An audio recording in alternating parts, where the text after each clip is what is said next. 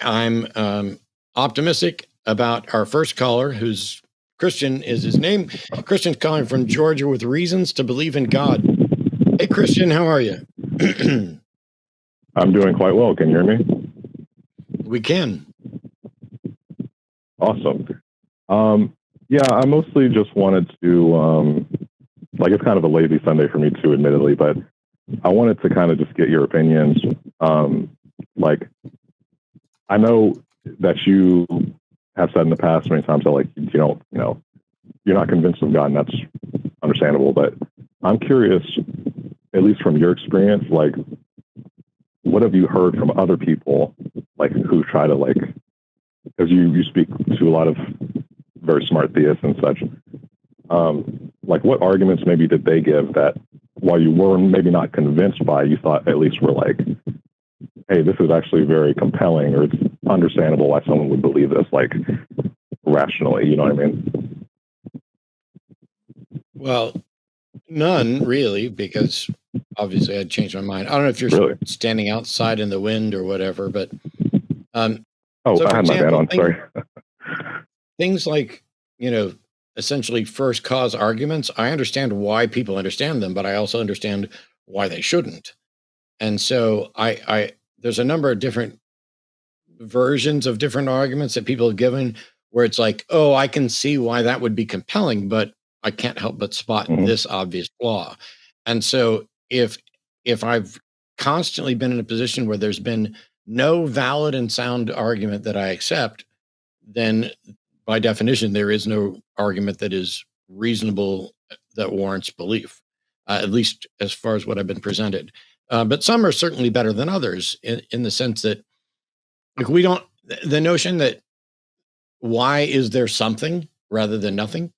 And the obvious answer of, well, there couldn't be a nothing, because as soon as it is something.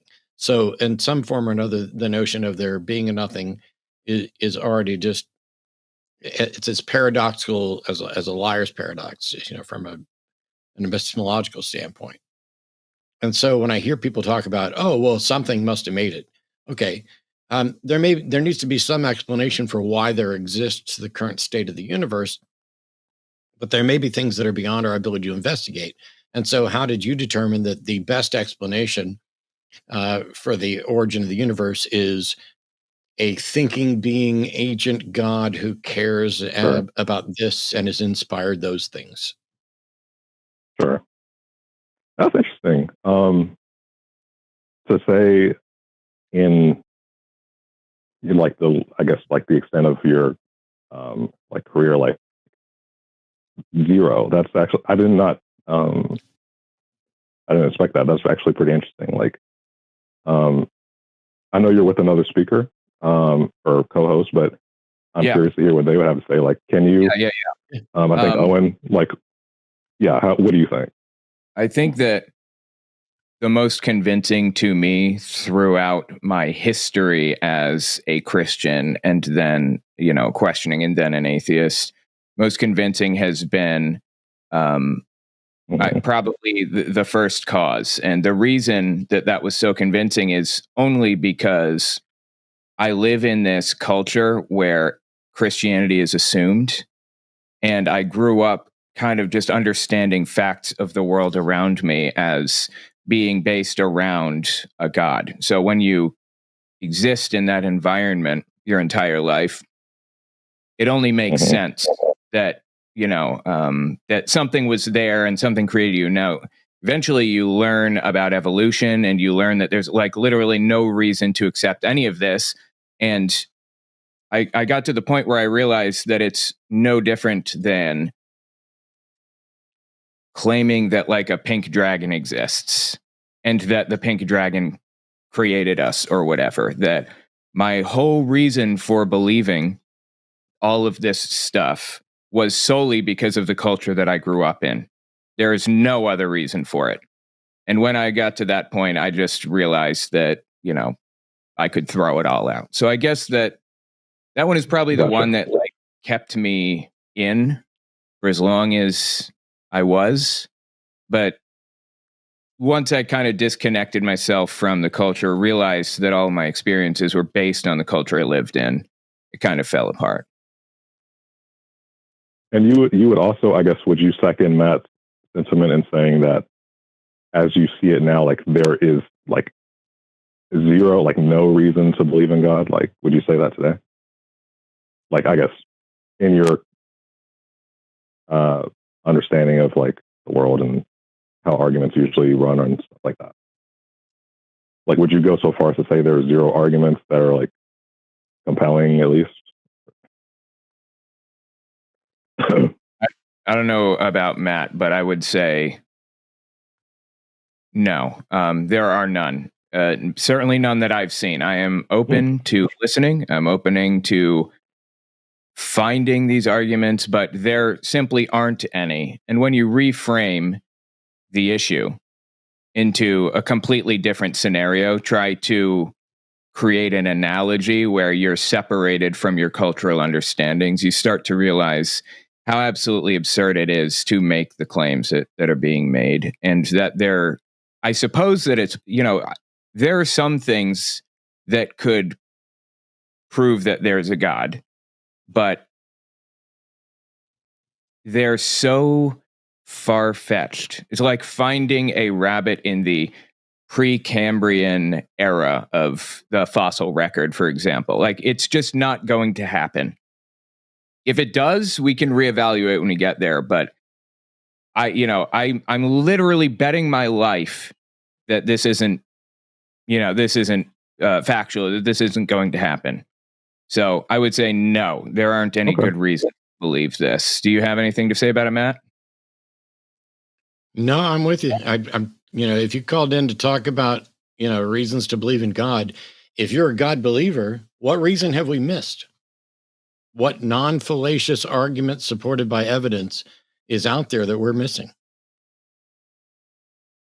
Well, I was going to ask another question, but do you want me to do that, or do you want me to, I guess, go down this line for you? Well, we've answered the last couple of questions. I mean, what was your next question? Yeah, my next question was just like, kind of conversely, like, would you say that there's evidence for atheism and like stuff that's compelling to you in that like realm? That's that's a fundamental misunderstanding. There is no atheism is not an affirmative position that can be or would be supported by evidence. If you have an unfalsifiable God, your atheism with respect to that cannot be demonstrated in the affirmative position. Theism is accepting the proposition some God exists. Atheism is rejecting the proposition some God exists, but that means you do not believe it. That doesn't mean you're asserting that it is false. It's not up to atheism to prove there isn't a God. It's up to the various God claims to prove it. And until they have, no belief is warranted. And another thing on that point, a lot of the time, Christian, like young earth creationists, try to kind of warp the situation around and make atheists defend evolution when it doesn't matter if evolution is factual or accurate or anything. It doesn't address Christianity. Yeah, I know. I start using that. It doesn't address whether Christianity is accurate. So I tend not to like get caught up in that. I'm just saying, as an atheist, I'm asking, is there a reason to believe it? And thus far, nobody has given any reason that I can find that's reasonable at all. Okay. A comment I would, and I'll answer your question, but like a comment that I would make to Matt's point is, it is an interesting way of thinking about it.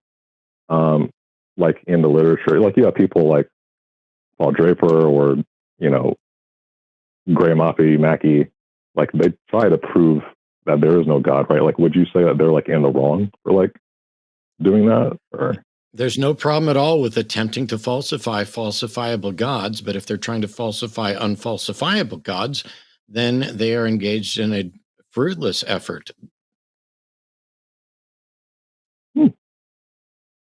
All right, I that's mean, interesting. if you, Yeah. That's not how how could, logic works. I don't get how it's interesting. If you've claimed to falsify No, I mean, that which is oh, go ahead. unfalsifiable, go ahead. No, I think I'm on a delay, but I was just saying. No, the reason why I say it's interesting is because, as far as I'm aware, in terms of like the literature, I'm not like a whiz or anything, but atheists in the literature normally define themselves as claiming that there is no God, actually, and they try to No. justify that. So I Never was heard that thinking, like, when I asked you that question, that's okay. But I say it to say, just to finish my thought, I say to say that atheists like Paul Draper and so on and so forth, like they may do like logical problem of evil or something like that, because they're trying to justify a claim that they believe is real, namely that there are no gods. So when I asked, like, is there evidence for atheism, I was thinking, have you been compelled by any of those types of arguments where atheists in the literature are actually trying to like We were justify their talking about claims? Like, theism, that makes right? sense. You're asking about like the anti-theism position. Can you defend it? And personally, I don't try to defend the anti-theism position because I haven't seen any compelling reason to accept that logically. But I know that some people Mhm. do defend the anti-theist position. Do you defend it, Matt, or do you have a defense for it?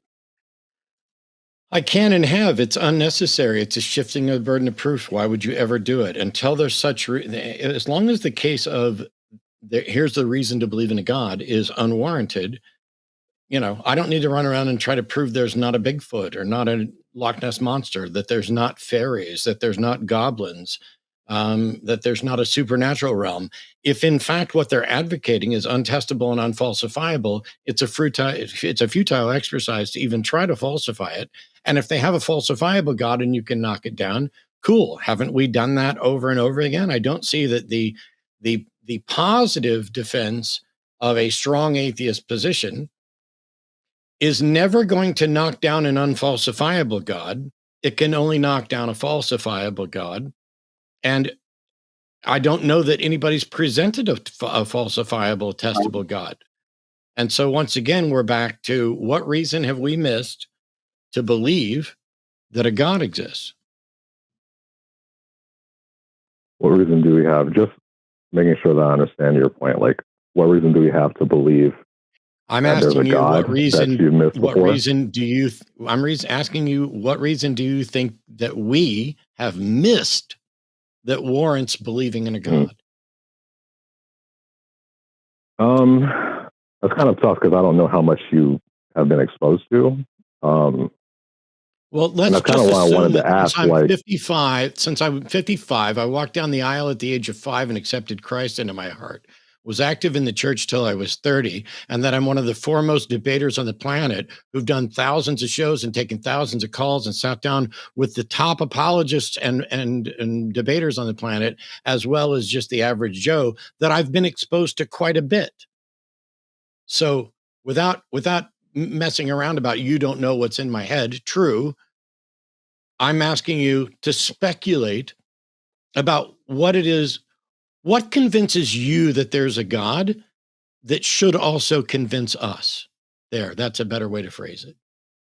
okay, yeah, I appreciate that. That is a better clarification.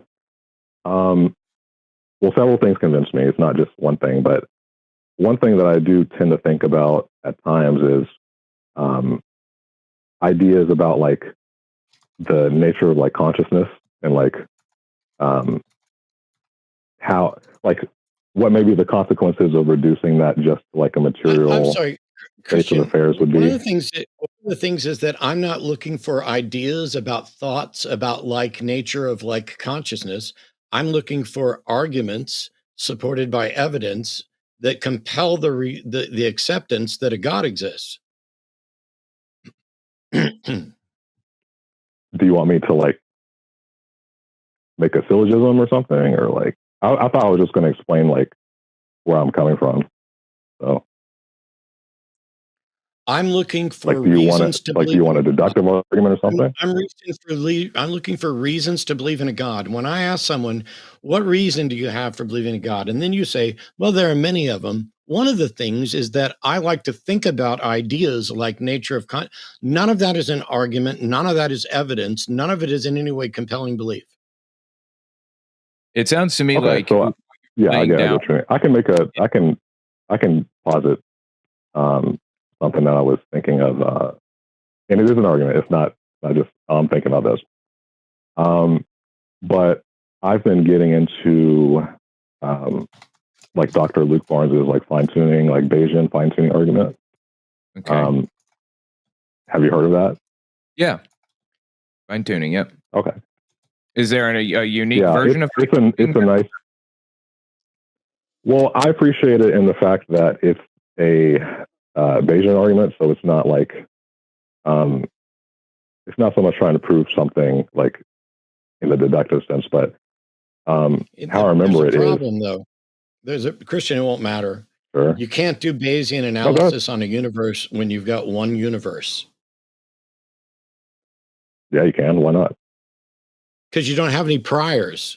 You don't have anything to compare it to. You can't talk about the likelihood of this universe unless you have other universes as other data points. Bayesian analysis doesn't work for things with a single instance occurrence. Bayesian analysis is great for determining which medications are working at which rate, because you're going to have multiple data points and multiple priors, and a way to determine what a statistical likely probability is. But in a Bayesian analysis of the universe, we have exactly one. We have nothing to compare it to. We don't know how likely it is or isn't. And so you can't say, ooh, if we adjust these things here, because you can tweak those dials in any way, which is why I've debated Bayesians like Junta, who tried to make a Bayesian analysis for the existence of God. And yet I'm also friends with an anti-Christian who uses Bayesian analysis to show that Jesus Christ almost certainly didn't exist. When you have a proposition that is unique and not subject to revised trials and things like that, the notion of doing a Bayesian analysis it ultimately fails. You can't say, oh, this is more likely than that if there's no that. Yeah, I would push back on that, because the point is that you're comparing theories. Like you can make Bayesian analyses about like history, for example, but we don't have like parallel universes to like see different permutations and how history could have played out.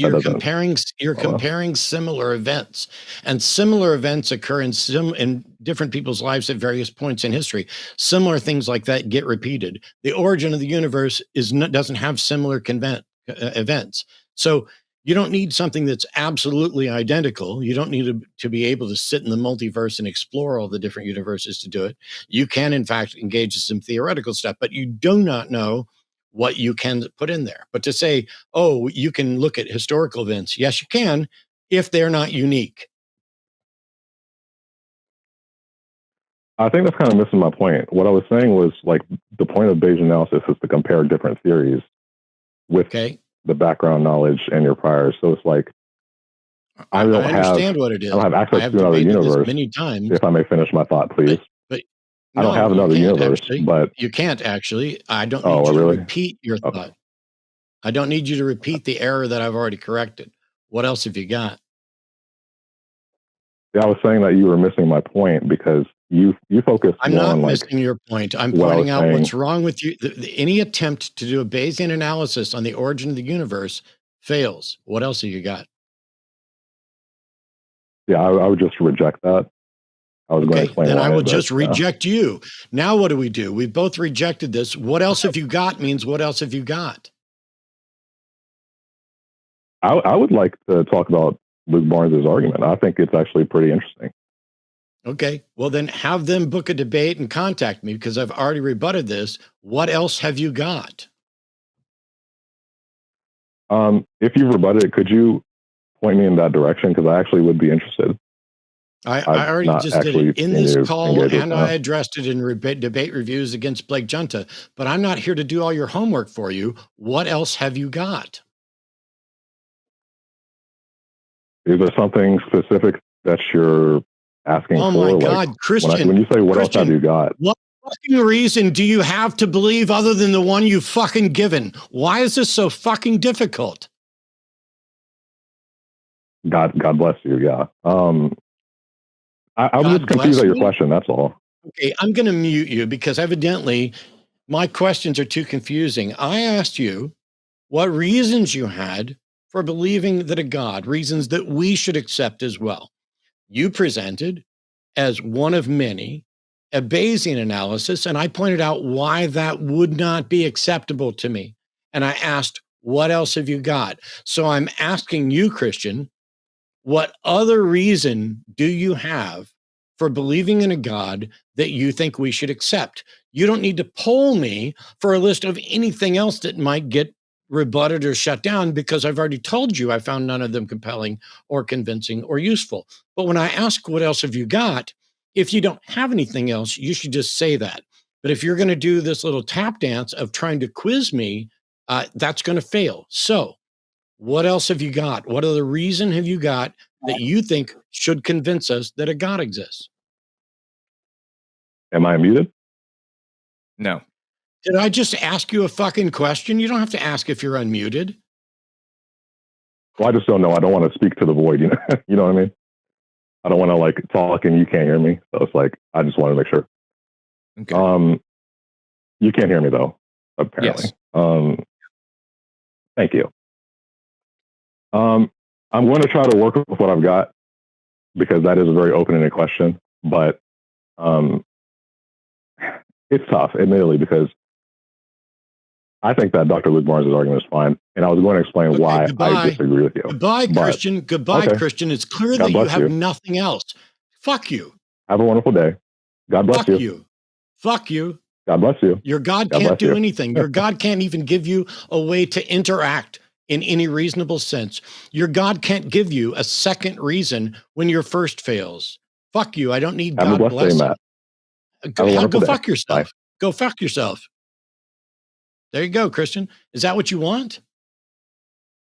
Have a blessed day. Thank you for showing how you put on those blinders fully so that you are incapable of actually engaging in any sort of deconstruction of what you actually believe.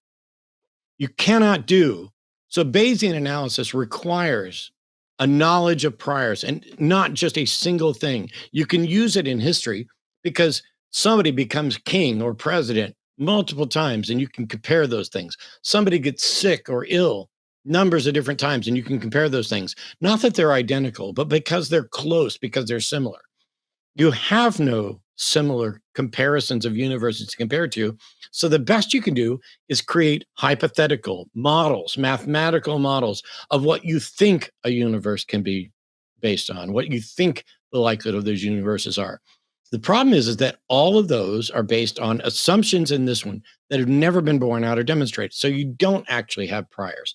So every Bayesian analysis argument of the origin of the universe breaks down to, I think this is really unlikely. I think this is really unlikely. And you are just tweaking the dials. And you can tweak those dials to where they conclude, no reason to think that there's a divine agent involved. And you can tweak those dials until, yep, this seems unlikely without the help of a divine agent. But even if it seems unlikely without the helm of without the guidance of a thinking agent, that doesn't in any way demonstrate that that is in fact the right answer. Not just that your current math suggests it's a higher probability than not, when you have no way of determining which of two possible explanations is more probable, and you don't even have a way of showing that both potential explanations are possible. Of course, if you got dealt a royal flush in spades, that's going to be, it's more probable that in any given occurrence of that it was intended by someone, if in fact you have good reason to believe there's someone capable of intending it and doing it. But if you took every straight flush hand that's ever been dealt and suggested they are all more probable under cheating than under not cheating, you're correct for the single occurrence. You are not correct for the trend. Because we know at what rate those things occur by chance. And so you can see when they are occurring at rates that violate chance. You can't do that sort of thing with universe. You can't do that with God.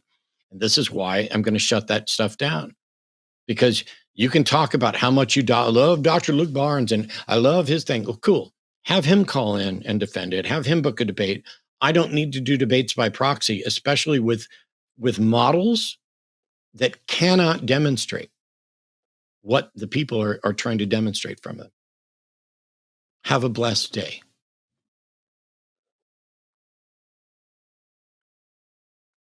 When you respond to me with your version of fuck off, that's what you get back. And to me, blessed day is exactly what that is.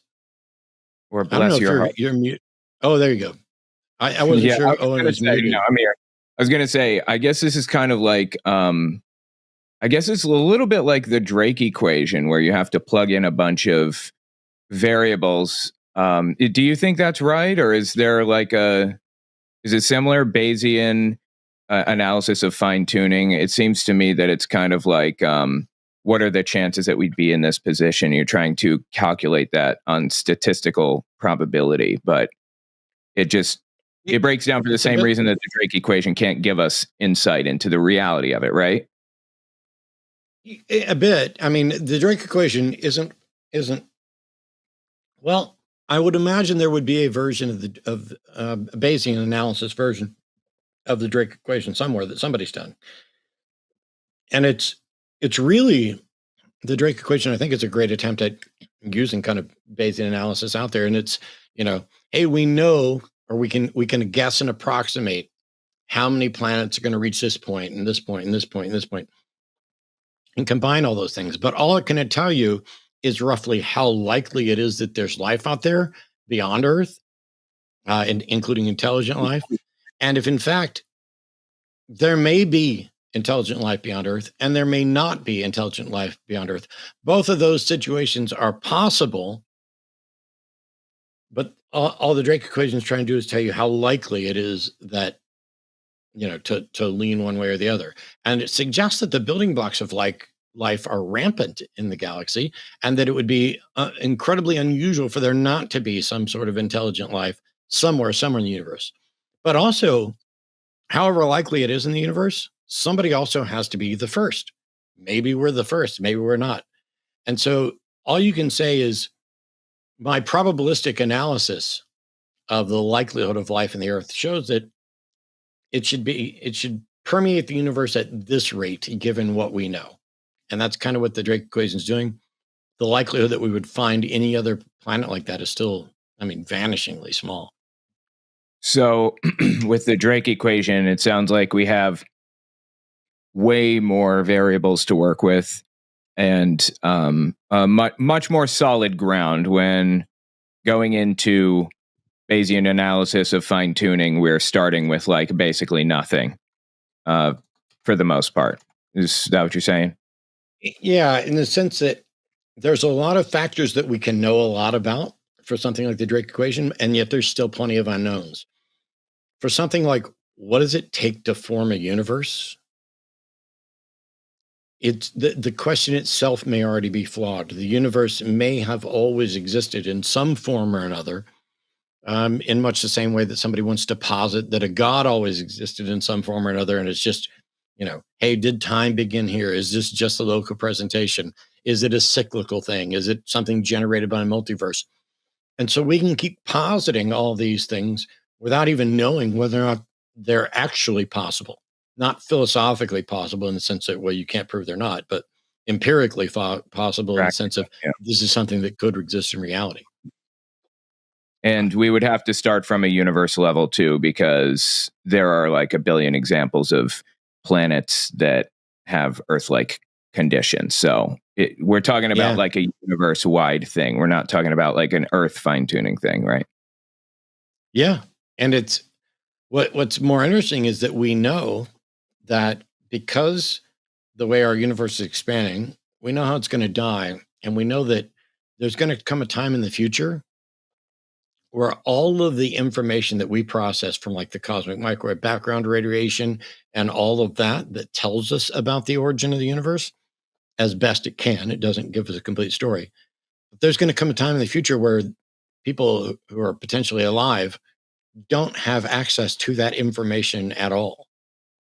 Where when they look up at the night sky, no matter what technology they develop, they will no longer be able to get the information to reach the right answer. And what's worse is we say the right answer mainly because that's our current best answer. And without being able to go, we know we haven't expanded, past this little window to see into the history of the world. But we know we will. But we're also blocked prior to the Planck time from exploring it. Right. So basically we have like no variables to work with just about to analyze the Bayesian analysis of fine tuning. Yeah. And the other thing is, let's assume that the universe had the hallmark, like we were able to compare universes. Let's say we had 10 good universe models that we could compare. And we had hypothetical models that were created by an intelligence and hypothetical models that were not, that occurred through some naturalistic process. And let's say that we had the best case scenario, which is that after analyzing those, we can see markers that strongly indicate intelligent design. Even if you were to look at our universe and see markers that strongly indicated intelligent design compared to what we know about the others, that would also not confirm that our universe was in fact designed. And it wouldn't tell us anything at all about the designer or their origins or their motivations, why they did it, what they care about, whether or not they inspired a book, whether or not they took human form. All of these things that people glom onto it go way beyond and I'm not saying that the last caller was trying to do this, but they go way beyond hey, we need something to explain the state of affairs. They then go to, well, if it's reasonable, it's what I call compound inference instead of compound interest, where you make an inference and it ends up being kind of like a slippery slope type thing, but you make an inference and it's probably okay. And it's good. I mean, science works on inference and you add a couple more of those and you add a couple more on those. And when you find out that you've stacked up 23 inferences that are based on a couple sloppy ones in the early foundation, now all of a sudden your compounded inference is a tower that's getting ready to fall over. You've built your house on sand to go down the Bible route. Yeah, that makes sense. Eric, do you want to learn how to Mongolian throat sing? Check this out. No, I don't. Try. No, keep that shit to yourself. Don't hear it. Anyway, thanks for watching that clip. Patreon.com/calltheline is where you could support us. And maybe you should subscribe and like the video because it was a killer video. Or maybe it wasn't. Was it a forest video? If this was a forest video, you don't have to click like. If it was an Eric video, go ahead and click dislike.